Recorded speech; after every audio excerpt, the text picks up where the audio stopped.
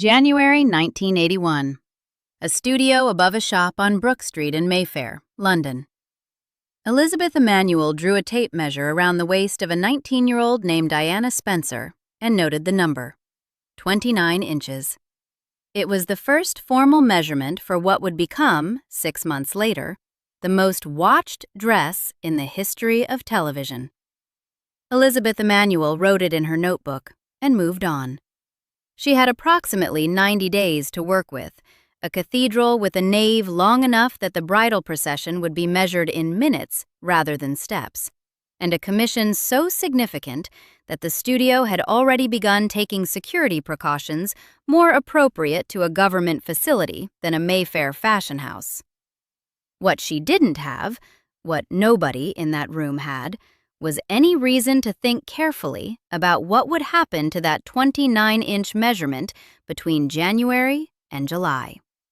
The Emanuels, David and Elizabeth, a husband and wife design team working out of that Brook Street studio, weren't the obvious choice for a commission of this magnitude. David was born in 1952, Elizabeth in 1953, which put them both in their late 20s when Diana chose them. One account from the period describes them as being almost as young and inexperienced as the bride herself. They had been designing together for a relatively short time and were, by their own admission in their later book, A Dress for Diana, still surprised to have been selected. Diana made the choice herself, apparently drawn to the theatrical, romantic sensibility of their earlier work, and they had accepted a commission that came with no useful precedent, a 12-week window, and one specific instruction that covered everything else: make it unforgettable. They wrote down 29 inches and got to work. What they couldn't know, in January 1981, was that the number would never stay still. The specifications alone tell you something about the scale of what they were attempting. The primary fabric was ivory silk taffeta, chosen for its particular sheen under high cathedral light and for how its slightly warm tone would distinguish Diana from every other element of the ceremony. Ivory rather than white, softer, more golden, with a warmth that reads differently on camera than pure white does, and that the Emanuels were specifically counting on inside the St. Paul's interior. The fabric has a characteristic stiffness to it, a crispness that rustles audibly when it moves, that holds volume without interior boning in a way that softer silks can't. Under direct light, and the light inside St. Paul's on a bright July morning falls through the upper windows in broad, angled shafts, ivory taffeta does not merely catch it, it glows. Into that taffeta went lace, not new lace, not machine-made, antique Carriage lace, a specific Irish needle lace tradition distinguished by its botanical motifs, the designs picked out by needle against a fine muslin ground. The particular piece woven into Diana's bodice and sleeves had provenance. It had once belonged to Queen Mary, who lived from 1867 to 1953. The lace being worked into Diana's wedding dress was, at the time of the wedding, over a century old. A fragment of royal textile heritage connecting the garment to a lineage that predated Diana's own grandparents. This was deliberate. The message, designed into every stitch, was that Diana wasn't entering a relationship. She was entering something ancient, something institutional, something that had existed before her and would continue after her. "You are wearing history," was the subtext. You are now part of something that does not belong to you. Over 10,000 pearls and hand-embroidered sequins were stitched into the waistline, hem, and train by skilled embroiderers working for weeks. Pearls are sewn individually, each one threaded and knotted, positioned by hand under magnification in good light. 10,000 of them. The embroiderers doing this work knew the destination of what they were making, knew the secrecy protocols the Emanuels had put in place, and worked anyway through those early months of 1981 in a studio that ran on compartmentalized knowledge. Each worker aware of their section, no one given the full picture except David and Elizabeth themselves. A cathedral-length veil of 153 yards of tulle, held in place with the Spencer family diamond tiara, was constructed separately. The cobbler, Clive Shilton, spent approximately 6 months making Diana's wedding slippers by hand. Ivory silk, 542 sequins, 132 pearls, the initials C and D painted in silk thread on the toe. Every element of the ensemble worked toward the same visual thesis: overwhelming abundance, overwhelming care, overwhelming spectacle.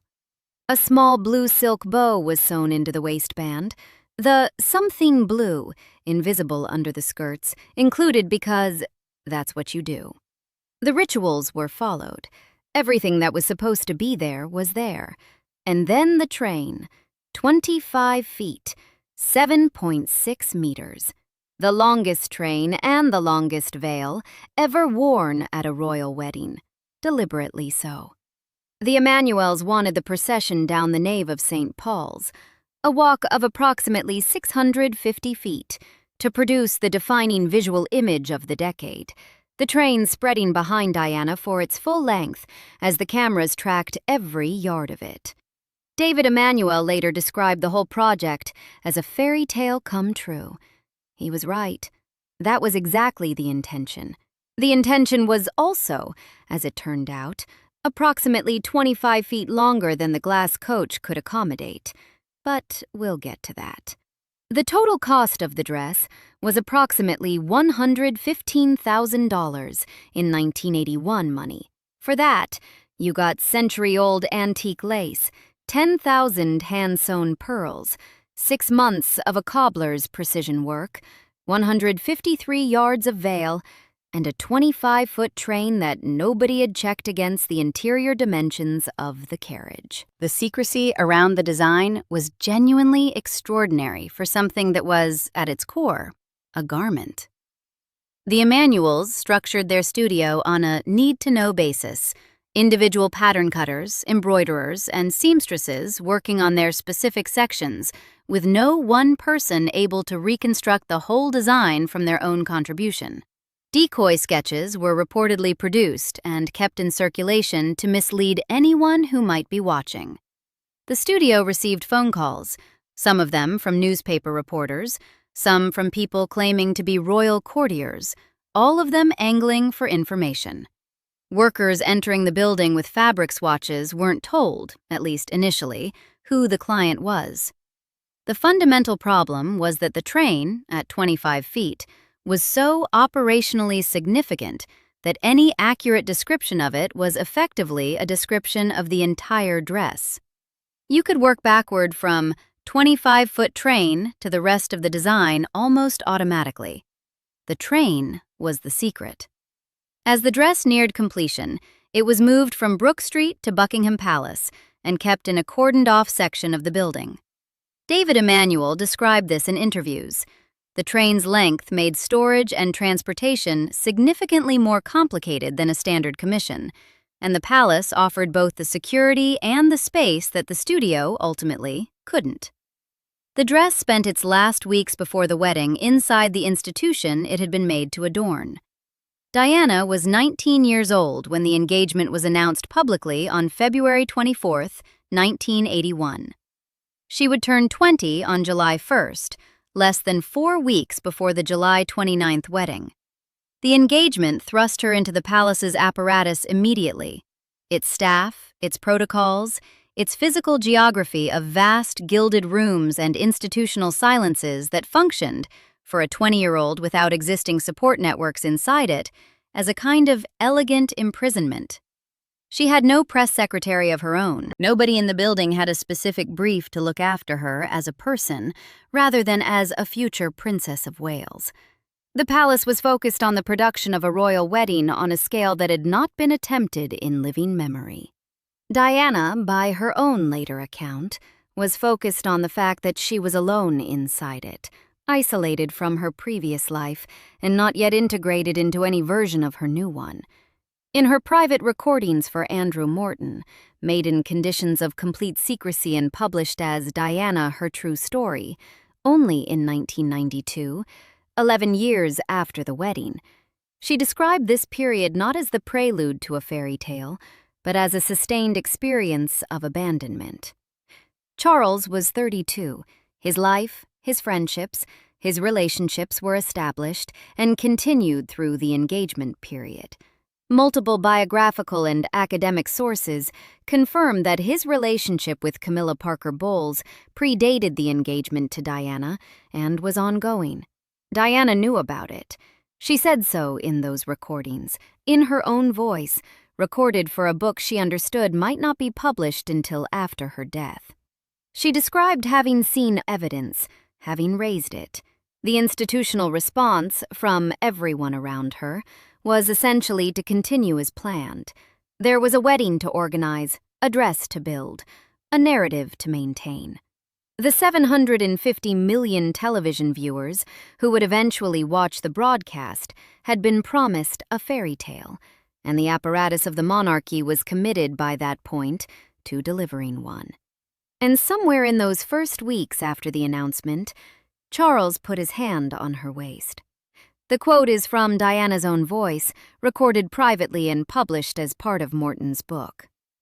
My husband put his hand on my waistline and said, "Oh, a bit chubby here." Aren't we? And that triggered off something in me. The BBC's reporting on the same recordings gives the same incident in slightly condensed form.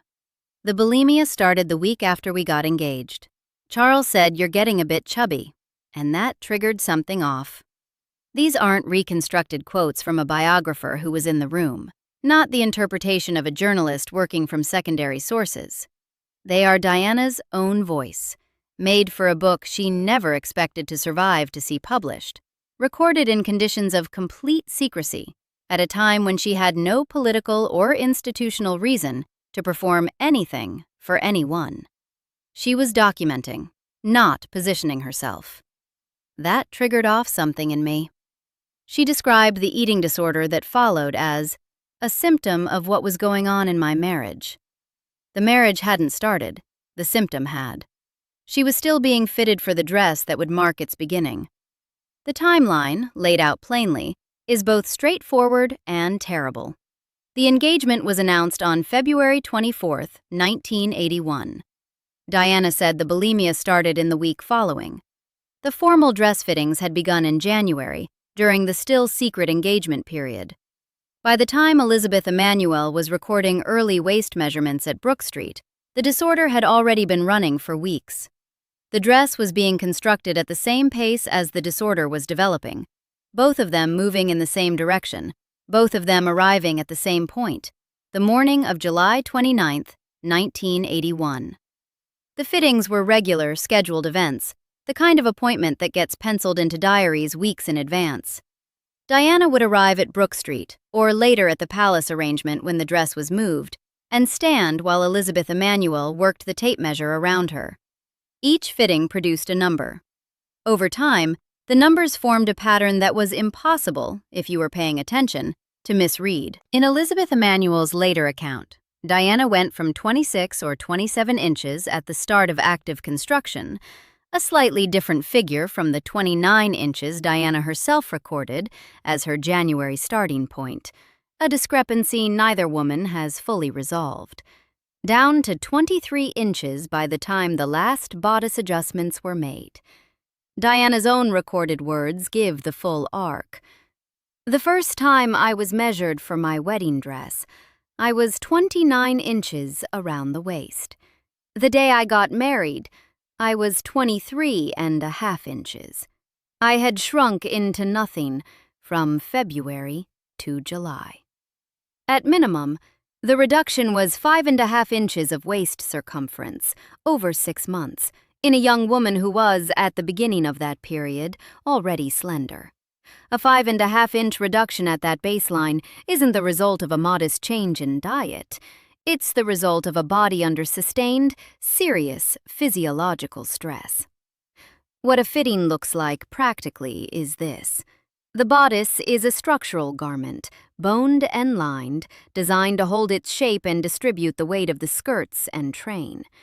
When a measurement changes significantly between fittings, the bodice must be taken apart at specific seams, the boning repositioned, the lining recut, the outer fabric reassembled around the new dimensions.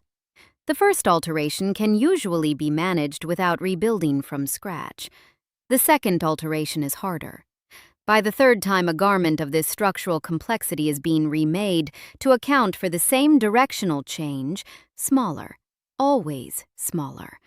The original construction is effectively a set of components being disassembled and rebuilt, rather than a finished garment being adjusted.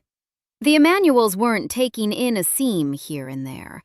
They were responding to a body that kept retreating from the measurements they had already worked from. Elizabeth Emanuel later described Diana as having suddenly lost a lot of weight during fittings and confirmed the reduction publicly in interviews over the years that followed.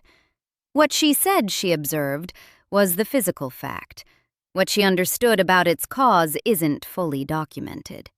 In 1981, the clinical language for bulimia nervosa wasn't widely in circulation outside specialist medical practice, and the cultural tendency, visible in how women's magazines covered Diana's changing figure throughout the engagement period, was to frame thinning as aspiration, as transformation, as a young woman becoming suitable for the role she was entering.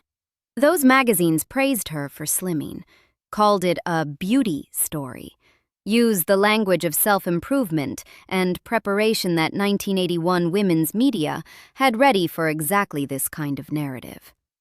The dress kept the measurements, the magazines kept the narrative. The measurements were in a notebook in Mayfair, the narrative was everywhere else.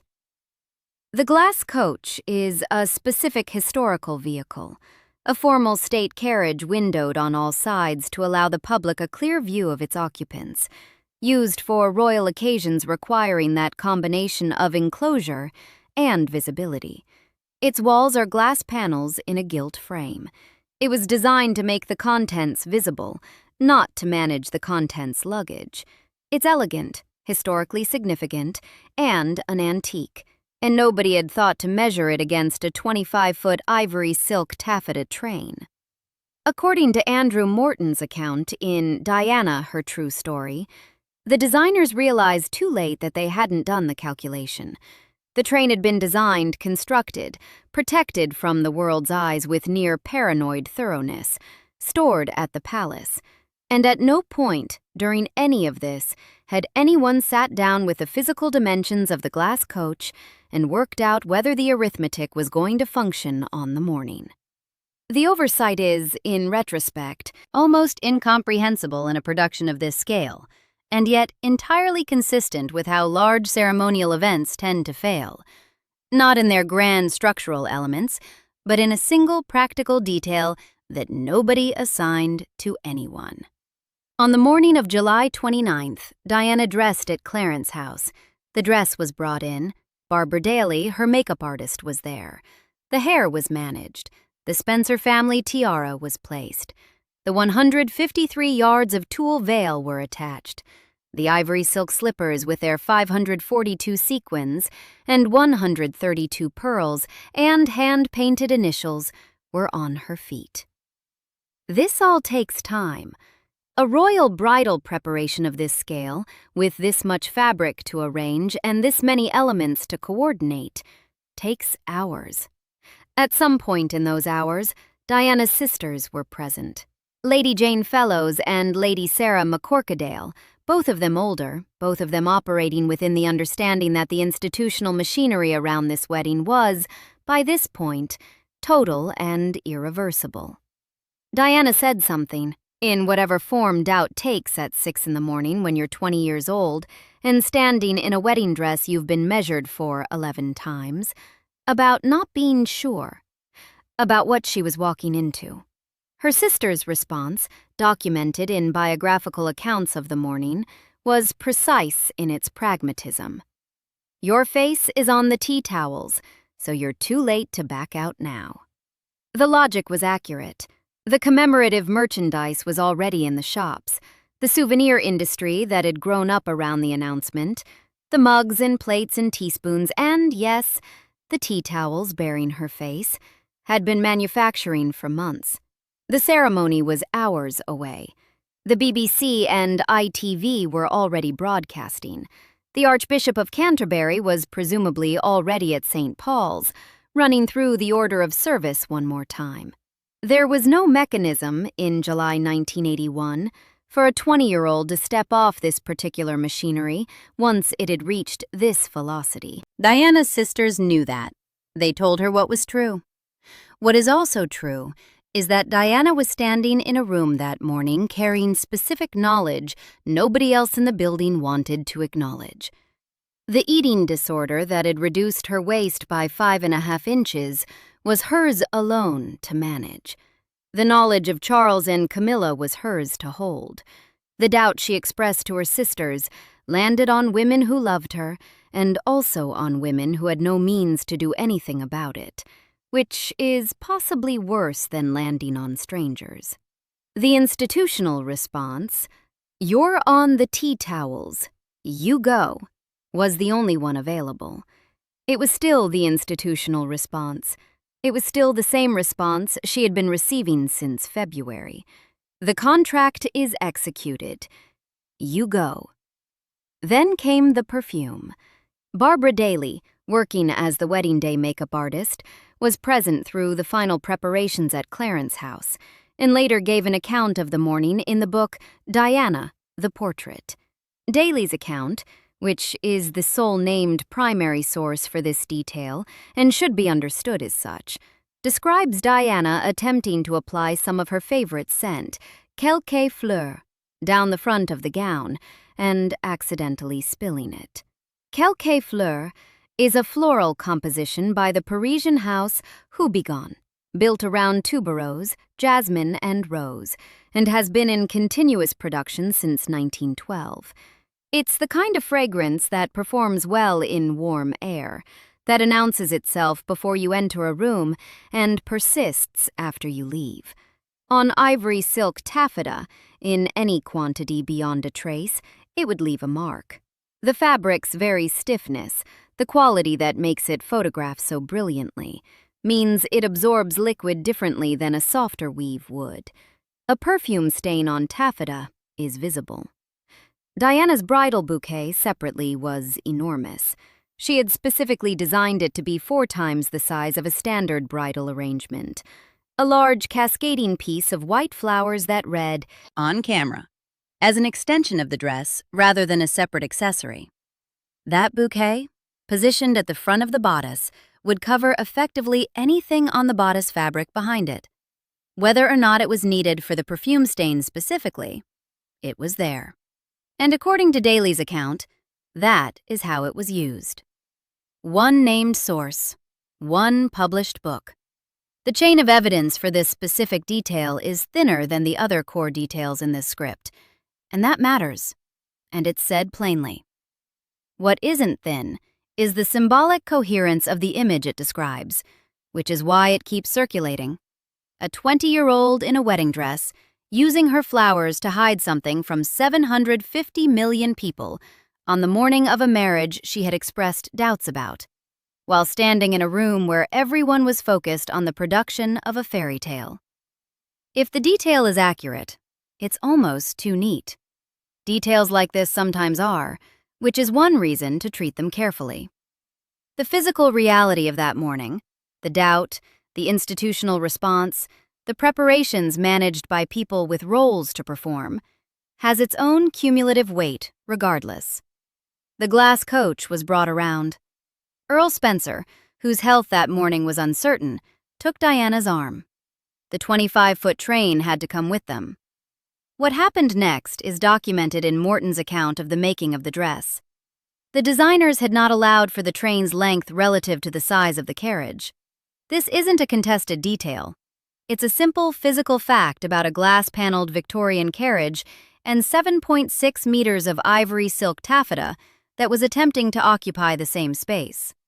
The train was folded. It was compressed. It was fitted, along with Diana, her father, and the accumulated weight of 6 months of institutional preparation into a vehicle built for considerably less cargo. Diana reportedly made efforts to manage it as the door closed. The interior of the glass coach, in the moments before the horses moved, contained one earl, one 20-year-old future Princess of Wales, approximately 10,000 hand-sewn pearls, 25 feet of ivory taffeta, and 153 yards of tulle that had nowhere to go except on top of itself. The ceremonial route from Clarence House to St. Paul's Cathedral covers approximately 1.8 miles through central London. The crowd that had gathered along the route was producing a sound that was less a cheer than a sustained atmospheric pressure, a wall of human sound that the horses moved through at processional pace. The glass coach traveled at a walking speed because this wasn't transportation. This was theater. Every window of the carriage was designed to make the contents visible, and the contents, the ivory dress, the veil, the tiara, the compressed train folded somewhere out of sight, were what the world had come to see. The journey took approximately 15 minutes, 15 minutes of compression, 15 minutes of a taffeta fabric that holds impressions, being held in a shape it was never designed for, against the internal surfaces of a Victorian carriage that was absolutely not designed with ivory taffeta in mind. The Emanuels had spent months in obsessive, careful management of this fabric, the temperature in the storage areas, the way it was handled during construction, the protocols for touching it. The glass coach spent 15 minutes undoing that management through pure physics. Taffeta holds impressions. That's what taffeta does. When the glass coach arrived at St. Paul's and the door opened, Elizabeth Emanuel was watching from outside the cathedral, or from the broadcast at home. Accounts differ on whether she was in the crowd or at a television, and she described what she saw in multiple interviews over the years. She was horrified, she said, and she felt faint. These are the specific words she used, confirmed in her appearance on ITV's Invitation to the Royal Wedding program, and reported by multiple outlets including Business Insider and Marie Claire. The professional horror is entirely legible to anyone who has spent 6 months carefully protecting a fabric from exactly the kind of treatment that 15 minutes in a glass carriage had just inflicted on it. David Emanuel was at the base of the cathedral steps specifically to manage this moment. He had positioned himself there in advance, and his role in the immediate minutes before Diana entered the cathedral was to work beneath the dress at the last possible moment, reportedly hooking the train into its correct position as Diana prepared to ascend. He was smoothing what could be smoothed, arranging what could be arranged, performing the emergency remediation that the glass coach miscalculation had made necessary. The deep structural creases that the compression had pressed into the ivory taffeta were already in the fabric. Those weren't going anywhere. Ivory silk taffeta holds impressions because of the way its fibers are woven and finished. The particular stiffness of the weave, the way the sizing in the fabric responds to pressure. The very quality that makes it reflect light so brilliantly in a cathedral setting, that makes it look extraordinary in direct illumination, is the quality that causes it to carry the record of what it has been subjected to. You choose taffeta because it looks extraordinary. You handle it with care because it records everything. The glass coach had treated it for 15 minutes, like cargo. Go watch the footage from July 29, 1981. The BBC broadcast is available on any video platform. Watch the moment the door of the glass coach opens and Diana steps out into the summer light on Earl Spencer's arm. The creases in the train are visible in the July sun, deep, structural impressions running across the ivory in the strong, direct light, the kind of creasing that no steamer manages in a 15-minute car journey. Elizabeth Emanuel watching that broadcast and feeling faint is, on the available evidence, an entirely proportionate response. The dress she and David had protected with extraordinary care had been compromised by an oversight, so fundamental it reads, in retrospect, as almost impossible. Almost, but not quite. The oversight was of exactly the kind that happens when very large productions focus on what they can control and fail to check what they assume is covered.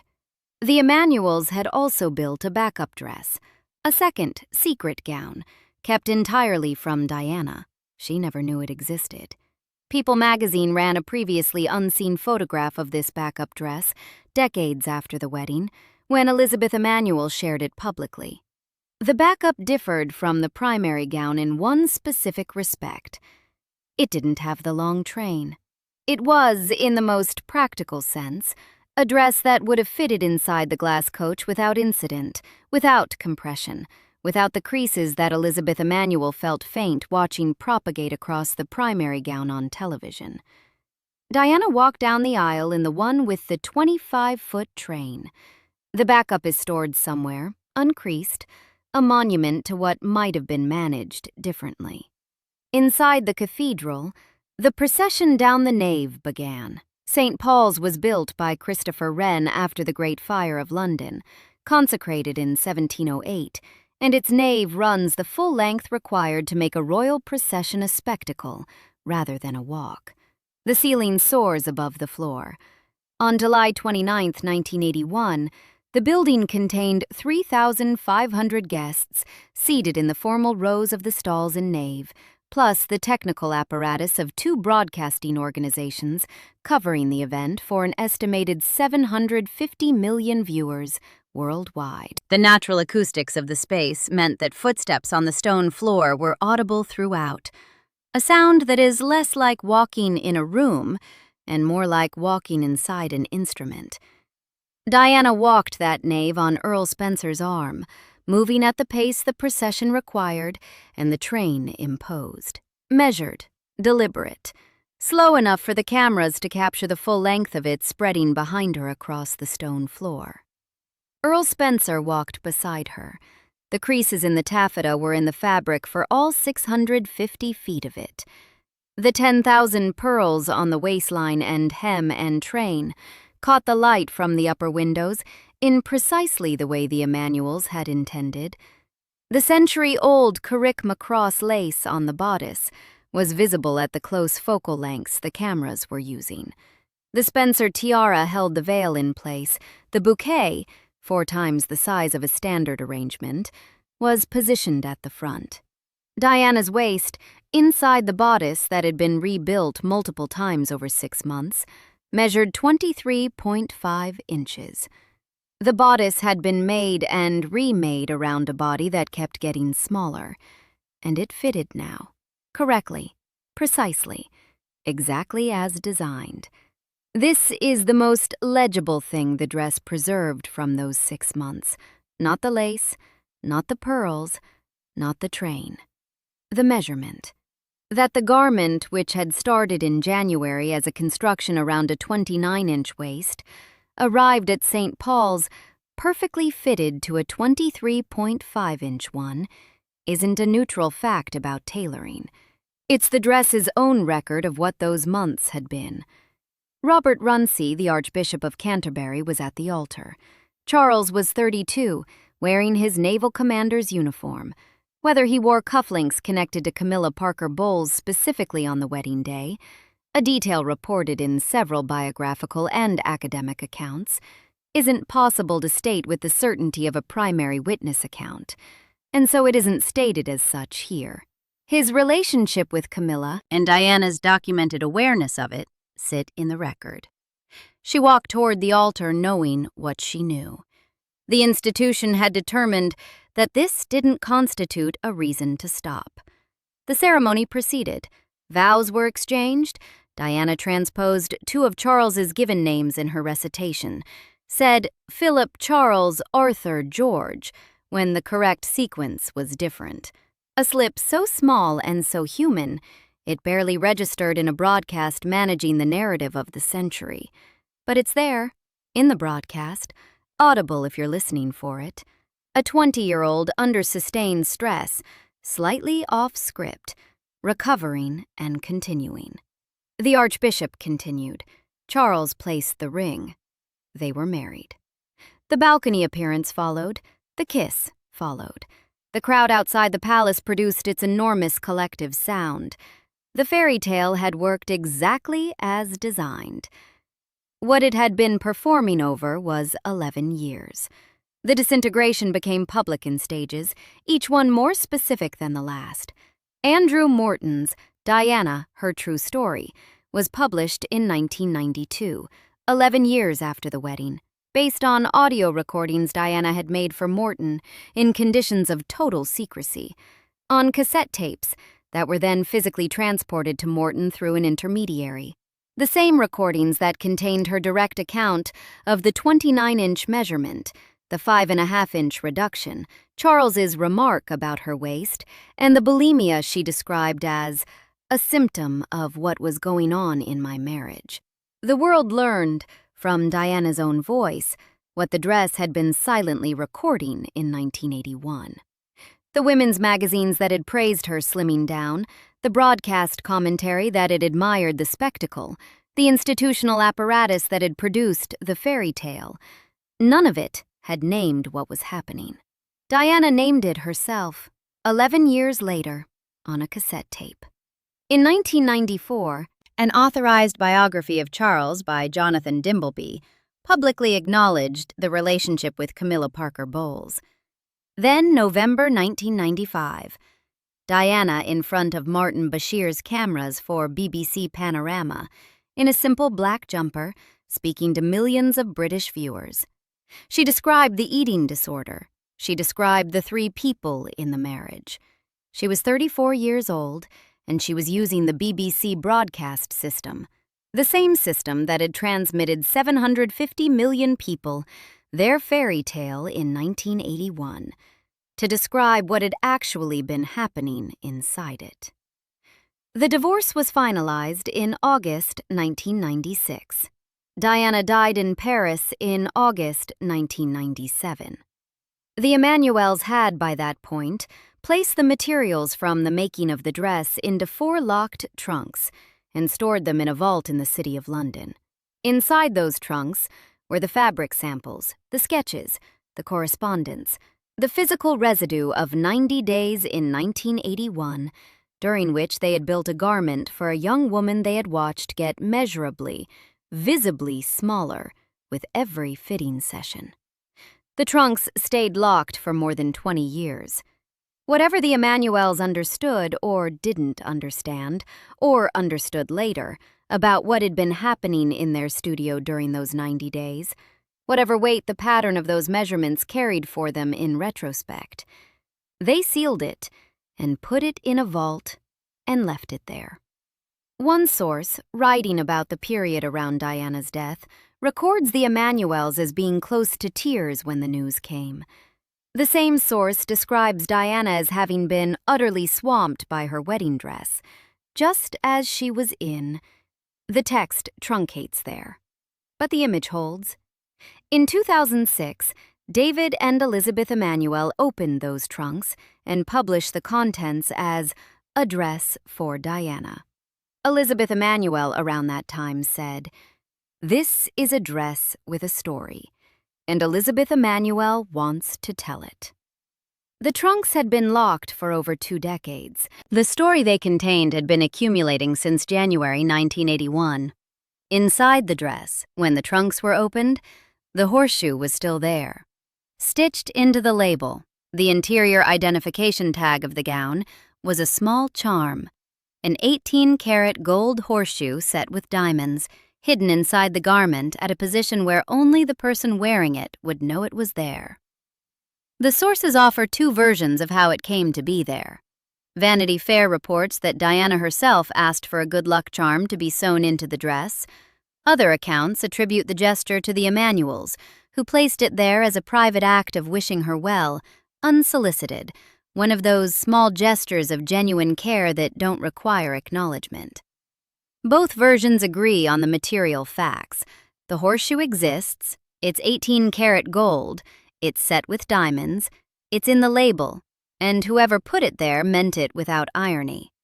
Someone involved in the making of this dress, either the designers who had watched its wearer shrink across 6 months of fittings, or the wearer herself, 20 years old and walking toward something she had private doubts about, wanted luck sewn directly into the fabric of the marriage. Luck is the right word for it. Not a talisman against a specific known danger, not a protective device against a documented threat. Luck.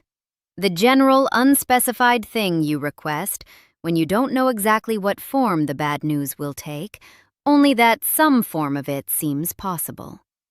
The horseshoe is, in that sense, a more honest object than almost anything else in the dress. The lace was century-old. The pearls were 10,000. The train was the longest in royal wedding history. Every element of the dress was constructed from certainty, from grandeur, from overwhelming abundance. The horseshoe was constructed from hope. It's small enough to sit inside a label. It's the smallest thing in the dress and the most human. The horseshoe is still in the label. More than 4 decades later, it hasn't been removed. The dress has been exhibited at Kensington Palace and at other venues around London, the 25-foot train running the length of display cases under controlled museum lighting, the antique Carrick-Macross lace, and 10,000 pearls visible to visitors who come to look at what a fairy tale looks like under glass. The creases pressed into the taffeta by the glass coach have been managed by conservators and are no longer what Elizabeth Emanuel saw and felt faint looking at in July 1981. But the horseshoe is in the label exactly where it was placed, in exactly the condition it was placed in. A small permanent act of goodwill from 1981 that neither the divorce, nor Diana's death, nor 2 decades in a city vault has removed from the garment. The measurements are in there too, in the sense that measurements can't be removed from a garment, only evidenced by the seams that were cut, repositioned and recut across the months of construction, each alteration a dated entry in a record that nobody planned to keep. The 29-inch opening, the 23.5-inch closing, 5.5 inches of loss, built into the architecture of the bodice, readable by anyone who knows what to look for. The luck was sewn right in. It just was never enough. The dress is still there, behind glass in a museum, where it has been for decades. The train runs its full 25 feet through the exhibition space. The ivory taffeta is still ivory taffeta. The lace that belonged to Queen Mary is still on the bodice. There are visitors who look at it and see the fairy tale, the overwhelming ambition of the design, the extraordinary craftsmanship, the sheer visual scale of it. They aren't wrong to see that. That is what it was designed to produce. But the dress is also a document, assembled across 6 months in 1981 by the measurements and alterations and physical incidents of a specific human life. Diana's own recorded words, 29 inches in January, 23.5 inches in July. I had shrunk into nothing from February to July, are the annotations in the margin. The creases in the taffeta, pressed in by 15 minutes in the glass coach, because nobody did the arithmetic, are the evidence of institutional oversight that couldn't be hidden from the cameras, however many flowers you held in front of it. The horseshoe in the label is the part that requires no interpretation. Someone wanted luck for this marriage, badly enough to sew it in gold into the fabric. And the marriage lasted 11 years before it collapsed in public, and Diana died in Paris in 1997, and the horseshoe is still right there. That isn't the story 750 million people were watching on July 29, 1981. They were watching a fairy tale, and it was a technically accomplished fairy tale, and the dress was absolutely the right dress for the fairy tale that was being performed. But it was also, simultaneously, this other thing, this document, this record, This accumulation of physical evidence that the world would spend the next decade and a half learning to read. The dress knew.